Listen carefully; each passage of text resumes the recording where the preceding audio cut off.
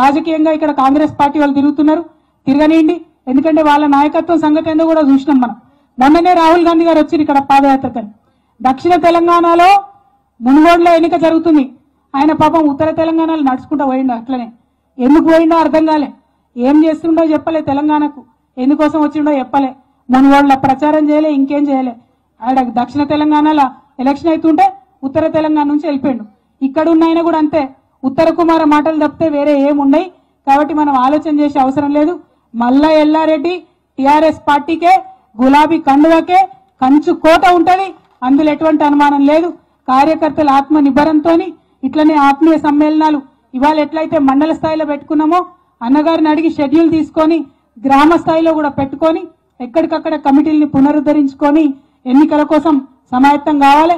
ఇంకా 1 year ఉన్నది, కానీ ఇప్పటి నుంచే చెప్పుకుంటూ పోవాలి. మనం చెప్పుకుంటూ పోతేనే రాజకీయంగా వాళ్ళు చేసేటటువంటి కన్ఫ్యూజన్ ని బయటపడేసుకొని మన ప్రజల్ని మన రాష్ట్రాన్ని కాపాడుకునేటటువంటి ఆస్కారం ఉంటది. హాయ్ ఫ్రెండ్స్, మా టుడే టుమారో యూట్యూబ్ ఛానల్ చూస్తున్నందుకు చాలా థ్యాంక్స్.